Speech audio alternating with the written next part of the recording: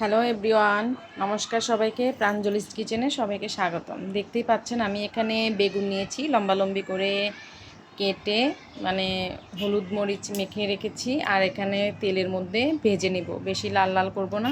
তো আপনারা কি কেউ বুঝতে পারছেন কি রান্না করব? আসলে আমি এখানে আপনাদেরকে আজকে বেগুন বাহার করে দেখাবো। বেগুন বাহারের রেসিপি নিয়ে চলে এসেছি খুবই সহজ পদ্ধতিতে। তো আমার এগুলো ভাজা হয়ে গেছে। একটুখানি তেল দিয়ে আমি 2টা তেজপাতা দিয়ে দিলাম।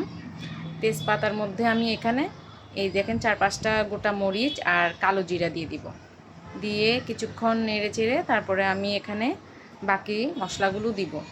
তো এই রেসিপিটা আসলে খুবই ভালো, পেঁয়াজ রসুন ছাড়া অথেন্টিক একটা রেসিপি। এই যে এখানে আমি বাদাম বাটা দিয়ে দিয়েছি, কাজু পেস্তা বাদাম এখানে বাটা দিয়েছি আমি। আর এখানে একটু 1 চামচ মতন আদা আর কিছু কাঁচামরিচ দিয়ে আমি এখানে ভালো করে মশলাটাকে কষাবো।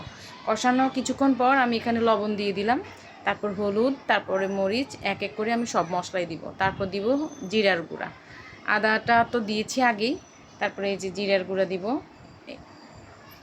কিছুক্ষণ নেড়ে চেড়ে মানে মশলাটাকে যত একটু বেশি কষাবেন ততই মানে খেতে যেটা মানে খুব জুসি হবে বেগুন বাহারটা।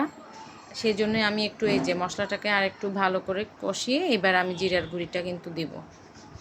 দেখেন আমি এখানে জিরার গুঁড়িটা কিন্তু দিয়ে দিয়েছি, সেটা স্কিপ হয়ে গিয়েছে। আর এখানে আমি প্রায় 1 কাপ দুধ দিয়ে দিয়েছি, গরুর দুধ দিয়েছি আমি এখানে 1 কাপ। আপনারা জাল করাও দিতে পারবেন, কাঁচাও দিতে পারবেন, কোনো সমস্যা নেই। আমি জাল করেই দিয়েছি, 1 কাপ মতো দুধ দিয়েছি। তারপরে ওইটাকে নেড়ে চেড়ে এরপরে আমি পরিমাণ মতো যতটুকু আমার মানে জলটা লাগবে ততটুকু জল দিয়েছি। তারপর আমি আবার 1/2 চামচ গরম মশলা দিয়ে দিয়েছি।